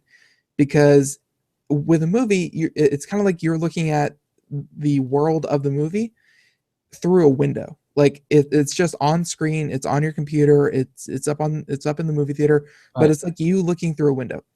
With a movie that would be in virtual reality, it would be like you're experiencing it. And if you go through that thing 100 different times and you do 100 different, like, let's say very linear, think like roller coaster, but instead of looking straight ahead like you did the first time you watched the movie, you turned around and you looked up and to your left, you would see something different. Like, it would be an entire immersive experience that can be experienced multiple times. But you know who's going to hate this is directors, because there is a lot of directorial technique when you do this. When someone's talking, you see This you know, is new technology. It's gonna change. Yeah, if you do a movie in 3D virtual reality, it's going to change some of the mechanisms that directors use. Because it's not just what people can see on screen anymore. It's what can people see anywhere they look. And but distract them from the actual movie, because if your characters are talking on one portion of the room and you're turning around, you're looking at something, the characters are doing something over there. But personally, That leads to an air of, like, if you shot it correctly, that leads to an air of authenticity, because when I'm talking to someone, and let's say you meet someone at a cafe in New York, and you're sitting there having coffee and you're talking with someone, you're sitting back and you're reclining, but then you look up in the buildings, you look up in the windows, you look behind you, you look at the waiter serving drinks, you look at the people walking down the street. Like, your attention can be diverted many ways, but you can still hear them talking. Like, it's a little moments like that where if you put that kind of control with the viewer, it's going to lead to, I think, a really awesome movie-going experience. If somebody is having a dialogue and you're talking that, and all of a sudden you start looking around, you look at it, wouldn't that person reach and grab and say, "Hey, I'm over here. I'm pay attention to what I'm saying." I would think that of course, that's if they're talking to you. If you're an observer and you're watching two people with a conversation, I think most people with an idle chat are more than welcome to look around and listen at the same time. Of course, if you're watching a movie, you're probably watching characters do their thing, and they're probably not even aware that you're there. See, but with virtual reality, I think that's where virtual reality is going to go first. It's going to put you in the shoe, like it's going to be like a roller coaster, but it's going to put you in the shoes of a character. Like, you're gonna play a center role in a film or in a plot, and then you're just going to be there looking. Well, it's certainly going to change movies, how we have been watching movies, and then of course there's that whole realm of video games that is just trying to capitalize. This is very true. All right, we're gonna take a little break, and we're not finished because we actually have a price of what one of these things is going to go for. Yeah, and we'll talk about that too. Plus, we have our social media winner of the week coming up as well. You're listening to the Computer America Show. Ben and I will be right back. Stay with us.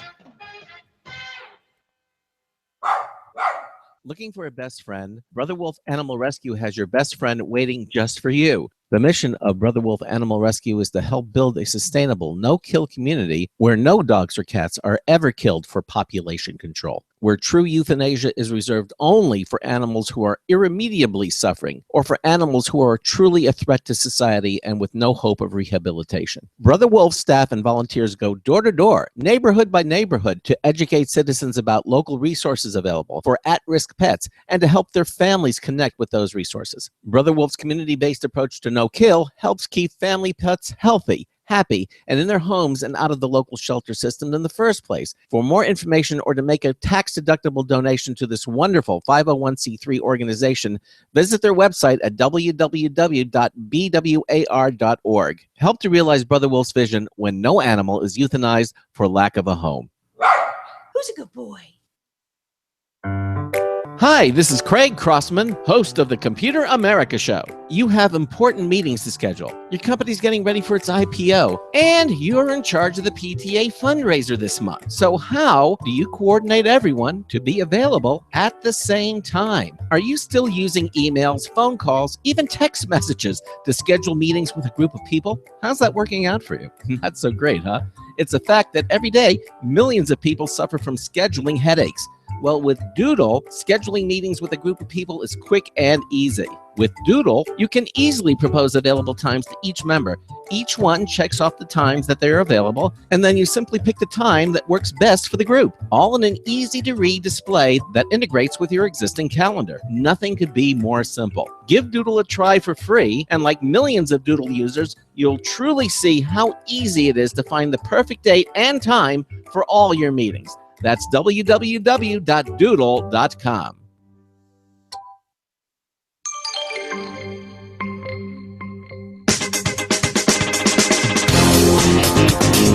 No, stapling is not the same as sewing. Oh, it's Marty Winston with the News Tips Bullet Review for Computer America. This time, the GE Jasco in-wall Z-Wave Smart Outlet.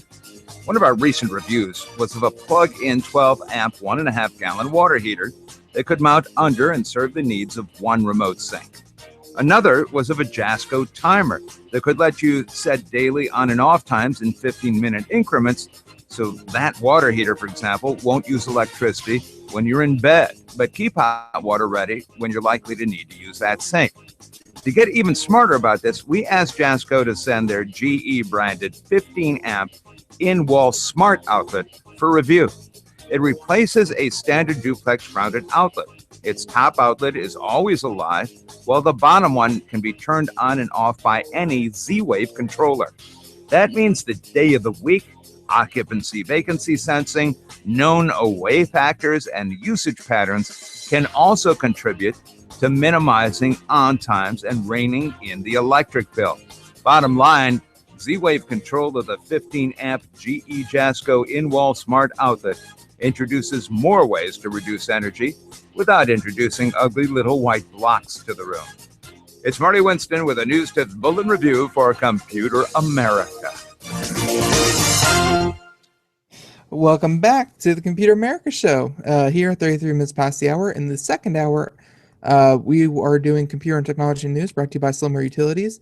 And before we get back to the story from Max and PC about Oculus Rift in the state of virtual reality with Palmer Luckey, we are giving away our very last, and yes, very, very sad, our very last glass touchpad from Logitech. Yeah, I know. But hey, at least someone won it. They get a free prize. Yes, they do. Exactly. And but as I said, don't fret, because if you're just joining us now, next week we're going to be giving away that MX Anywhere 2 portable mouse that's valued at the same value. It's $80, and but it's got some really cool features. Ben and I talked a little bit about them. I love that little button switching thing on the bottom of the mouse that you go 3 different devices. Yeah, I've never seen that on a mouse anywhere. And the dark field technology works on Pretty glass. cool. Yeah, it's a very cool mouse. All right. So again, this is for the our social media winner of the week for the Logitech wireless rechargeable touchpad T650, and that goes to the suspense. Kevin Colbert. Now I don't know if it's Kevin Colbert or Kevin. I think most people go by Colbert. Despite what the charismatic individual on television calls himself, I think most people go by Colbert. Colbert. Okay. So Kevin Colbert. Although, maybe he's changed his name, the way he pronounces it. But Kevin wins the Logitech wireless rechargeable touchpad T650. It is a large, smooth glass surface. Gives you up to 13 unique Windows gestures, valued at $80.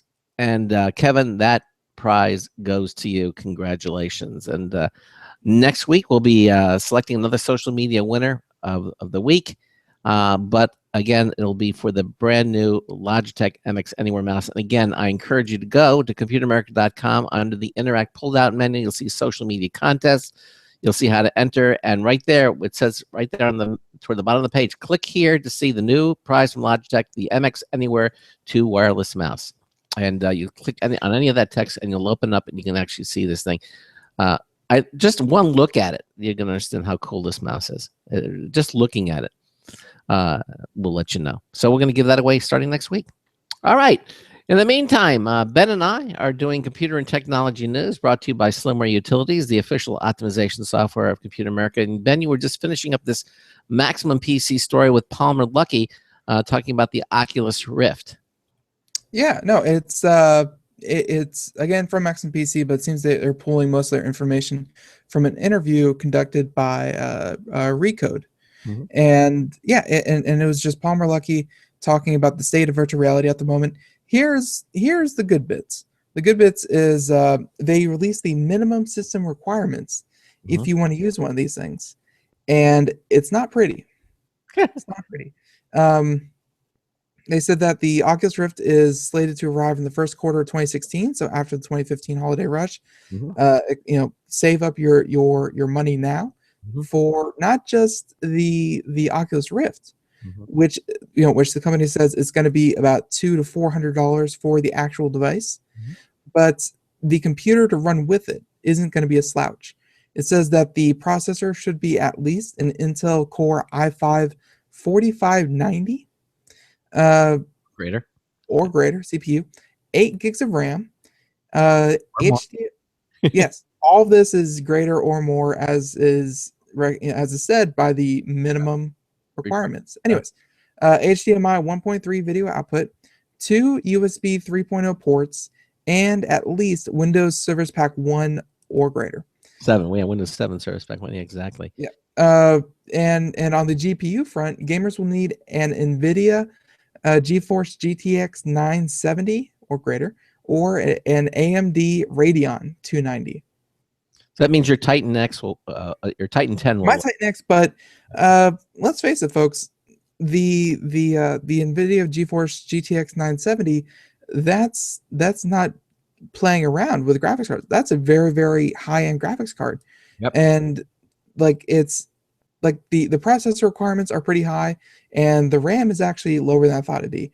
But it seems like because this thing's going to be plugged into your graphics card in some manner, it's going to be drawing a lot of its power from your graphics card, hence how that's going to have to be one of the most powerful things in your computer. And and all of that on top of a 200 to 400, you're looking at about $1,500 if you want this thing to work reasonably well. Again, those are all the minimum requirements. The recommended requirements, those are probably going to be higher, where you're going to want more RAM, a faster CPU, a better graphics card, all that kind of stuff to just better quality experience. So you're gonna make the experience more smooth. Obviously, there'll be less lag. When you turn your head, things will move around, so you won't get that jerky feeling, which is what you want. Because listen, if we lived in a world when you turn your head and things started jerking around, a trip to the doctor is probably in order. So you want it to. It's obvious. It's virtual reality. You want it to be as close to the real thing as possible, and so you're going to probably. Realistically, you're going to really need a top of the line computer system to work. Yeah, it's for about a $1,200 computer, that gets you a pretty good computer.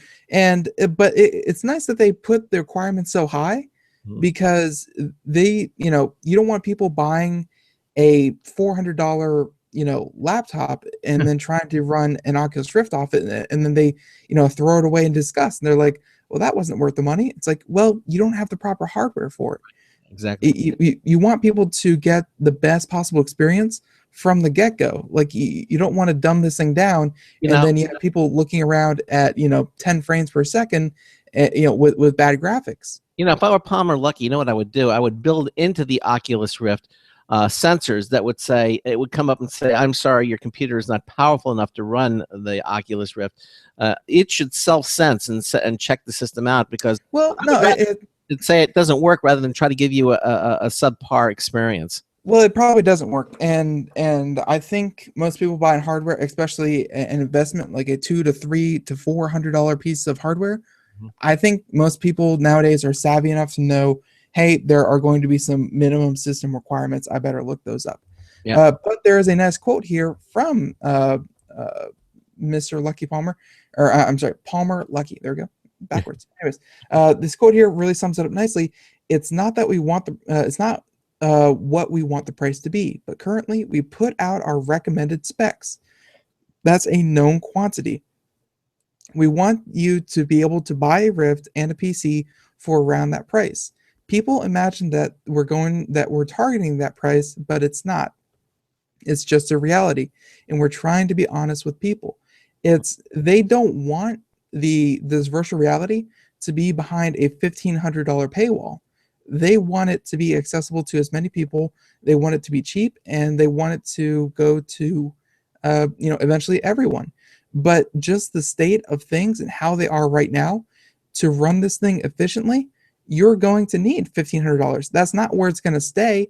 They're not going to jack up the price of an Oculus Rift to keep that $300 to $400. It's just that's what it costs to make, and that's what it costs to have a PC with those specs. So expect the price to come down. Early adopters are, of course, going to be paying an arm and a leg for technology like this. But that's just the way things are right now. That's it. Exactly. All right. We're going to move to this next story here. It's I don't have as much legs to it, but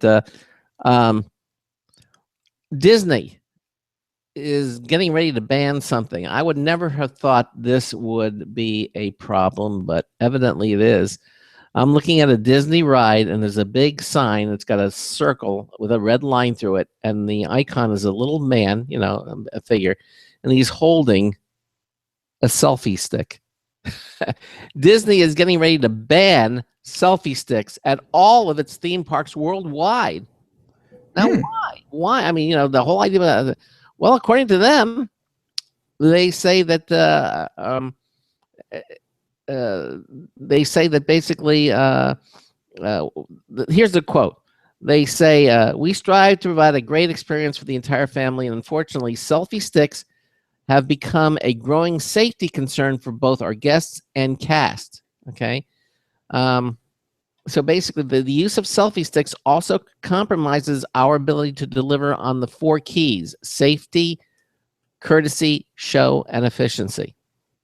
Now, this rule evidently came about, this rule change, one day after a Disney California Adventure patron broke the existing, quote, leave your selfie stick in your bag while riding a roller coaster rule, okay, surely to snap the sickest selfie of all time, which resulted in the park temporarily shutting down its California Screamin' coaster. That followed a wave of new no selfie stick signs that had been posted at Disney parks as a response to a surge of mid-ride selfie attempts. Before that, selfie sticks had fallen under the park's general no loose materials policy for anyone riding a roller coaster or other similar attractions. So it was already banned, on rides. It's people were using them, but yeah, Disney already had that rule of no loose materials, so it was covered. But now they're just making it very, very clear: keep them keep them in your car or keep them at home. Yeah. I guess I could see how if you're on a roller coaster and you have a selfie stick out there and you're ducking in and making loops, that could cause a problem. I mean, that could get snagged, caught, someone could get hurt. I've been on some of those rides, and especially Space Mountain. Mm-hmm. If you have a stick and you're throwing that out 4 or 5 feet, you're gonna wang it on a pole and you might just hurt someone. Yeah, or yourself. Especially if, let's say, your camera falls off your stick or you drop your stick, that's going to fly back and hit someone 3 rows back. That's not good either. No, it isn't. That could definitely cause a problem. So there you go. All right. So selfie sticks banned at all Disney parks now. So I hear that if you have one and they see it, they'll tell you to either leave it at the front desk and you can pick it up on your way out, or you can, or they'll tell you to go drop it off in your car and then come back to the park. Like they won't throw you right out, but they'll either confiscate or they'll confiscate it, or they'll tell you to put it away. Wow. Well, so, they won't confiscate it though, you're saying? They will. If you refuse to leave it in your car or leave it at the front desk, they'll take it from you. All right. Well, there it is. No selfie sticks anymore at Disney. Yep. And all right. So sticking with the futuristic part of tonight's show that seems to be popping up, this is a really, really cool one that we didn't get a chance to talk about. But Elon Musk has a new venture. And really, after SpaceX, after Tesla, and all that kind of stuff, he's all about what is the future of technology and where does it fit. And he seems especially interested in forms of travel. And he proposed one that he said is going to change the way, that society works, that people commute, and that is called a hyperloop. Mm-hmm. You ever heard one? Yes, I have. All right. Well, it's basically it's a train that travels through a tube of some sort. So, like, remember the old delivery tubes? You put messages in there, and there's a but those are pneumatic. Yes, pneumatic. Right. A hyperloop is going to be something a little bit better, where there are coils of magnets and electromagnets, and there's going to be a pressurized tube where you have literally no friction, but you have a metal cylinder that would be that would house cars, that would house cargo, whatever you would want in it, and it levitates it would levitate the cylinder in the pressurized tube, and then it would shoot it using magnetic levitation, But whereas maglev trains have been employed in Japan for the longest time, those reaching speeds of like what, 250? About 300 miles. 250, yeah, 250 or 300 miles an hour. This one, the Hyperloop would actually take out air resistance, which is the leading cause of drag. And using one of these things, you can get a passenger car going at about 760 miles per hour. That's faster than a jet. That's faster than a jet. Faster commercial jet. Yeah. Yeah. So let's pretend that you have a tube running all the way along I-95. So that the distance is about I think I-95 is about 2,000 miles long.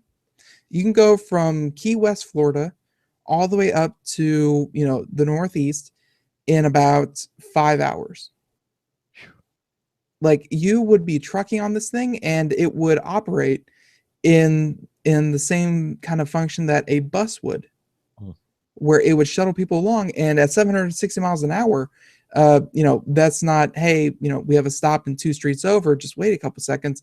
This is going to be interstate travel. Like, this is going to replace airplanes. And it'll be a lot safer, maybe?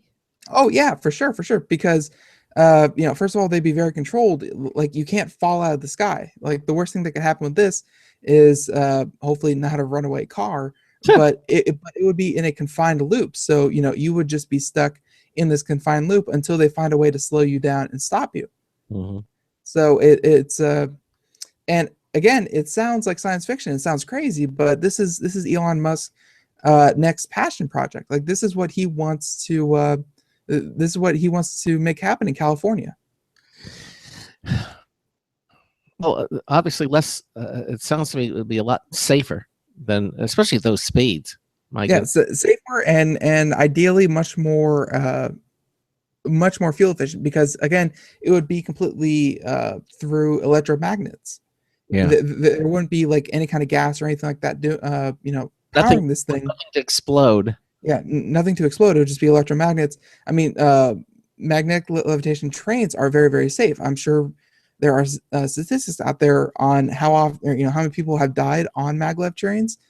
Probably much, much lower than they have on traditional trains. But the article that we found here from PopSci, it has a 6-second video of engineering students at the University of Illinois. And it's only 6 seconds long. I mean, seriously, the length of a vine, but they show a magnetic tube going through a tube, and they have the coils wrapped around it, and they have essentially a very, very miniature model of what a magnetic what a hyperloop would look like. And it's just by a simple exertional force at the very beginning, gets the thing rolling. It picks up a little bit of speed, and then it drops into a bag at the end. But it's kind of proof of concept that this can happen. You just need to scale it up now to a couple very, very long pieces of tube. Yeah, but the train wouldn't, when they build one of these things, when it wouldn't fall into a bag. No. Well, that's why they call it a hyperloop. This thing, or things like this, they would be going in a giant loop. So you'd probably have multiple of these cars, and they'd be getting off and stopping and starting at different locations, but all in all, they'd be on schedule, where they'd be in a giant loop, and they just keep going around and around and around. Amazing. Very, very cool. It's if something like this were to take shape in the next 10 to 15 years, just imagine where you could go if it costs you, $10 to $15 for a ticket to ride this thing. Imagine where you can go if you could travel at 760 miles an hour. Wow. For a relatively cheap price. I mean, that's turning commuting distance, that's turning commuting on its head. You could commute states away. Well, amazing. Also amazing is this story, the next story here about super fast lasers. Speaking of speed, well, they've got super fast lasers that work at a quadrillionth second bursts that are so fast they can create an actual hologram that you can touch. Basically, researchers at the Digital Nature Group have found a way to use lasers, mirrors, and a camera to create three-dimensional interactive holograms comprised of tiny points of light called voxels. And they use femtosecond lasers. A femtosecond, by the way, is a quadrillionth of a second. And the lasers transmit bursts that last 30 to 270 femtoseconds. The team can make holograms that are safe to touch. The images are three-dimensional with resolutions up to 200,000 dots per second. The voxels are light emitted by plasma that's created when the laser's focus energy ionizes the air. And when you touch it doesn't sound safe to touch. Yeah, well, I don't know. I wouldn't touch it, but when touched, the laser feels like sandpaper. Okay, although some participants thought the plasma felt a little like a static shock. And evidently, this isn't the first attempt at using femtosecond lasers to form air plasma, but the study should help in designing future femtosecond laser displays. Although the previous studies have used nanosecond and femtosecond lasers to create images, these researchers say that preceding studies haven't achieved resolution this high, and they would burn the human skin. This doesn't do that. It just makes that's a good hurdle to overcome. Is hey, this hologram will burn you. Yeah. Well, I'm watching a little, video, a little GIF of it, and it's got a little heart, and he's poking it, and it moves. It actually reacts to his touching. Yeah, right there in air. Yeah, that is kind of slick. Oh, it is amazing. Yeah, and like the article, kind of wraps up saying, it's right now this is all proof of concept. But he's hoping to make it larger, more energy efficient, and much more dynamic. So, hey, this can you say new toy? This thing looks pretty cool. I think it looks very cool to me.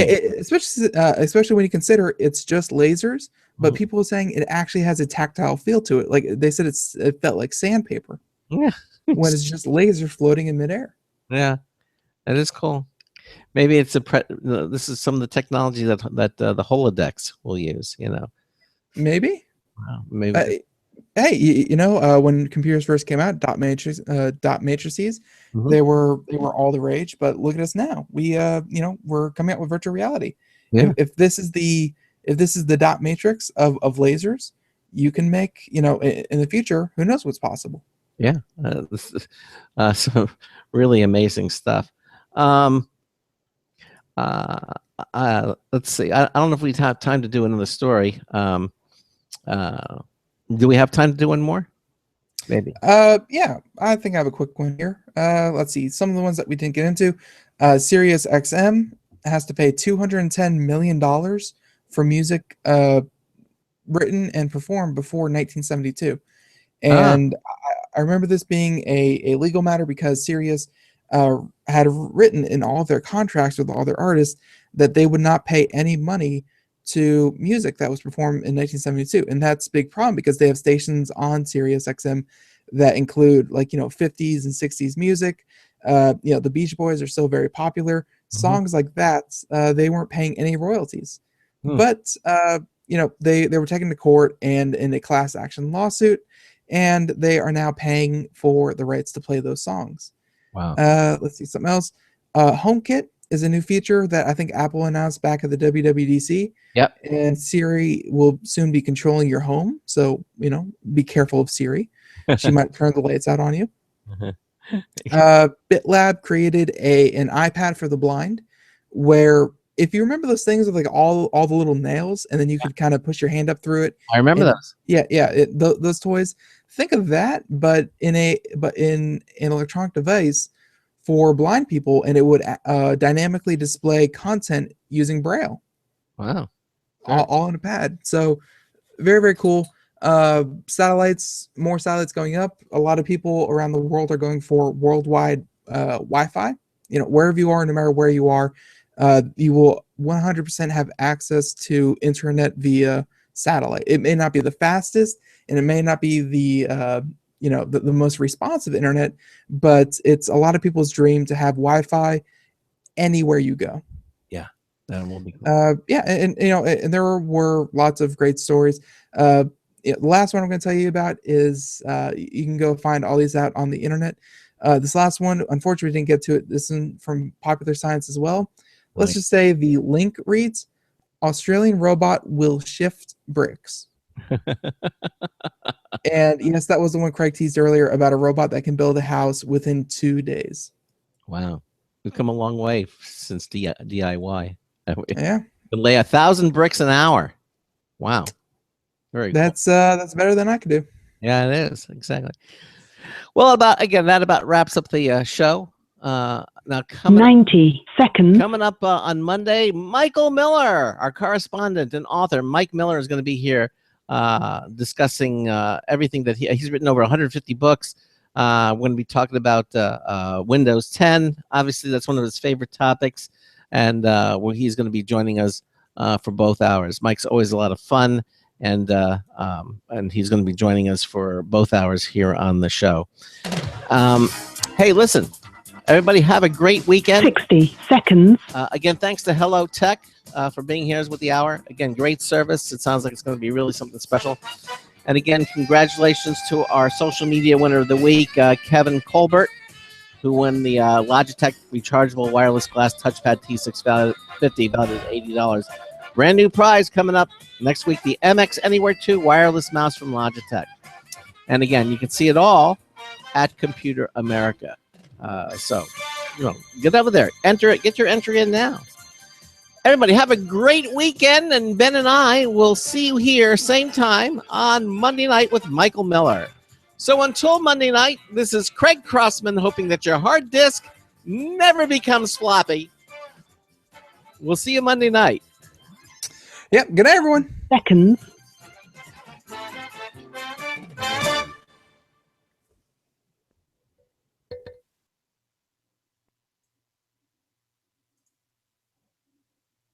Thank you for using Blog Talk Radio. Goodbye. Okay, again, everybody, thanks for watching us on our Google Hangouts. And Ben and I are going to see you on Monday with Mike Miller. Have a great one, and we'll see you then. Take care. Good night, everyone. Good night. Bye-bye.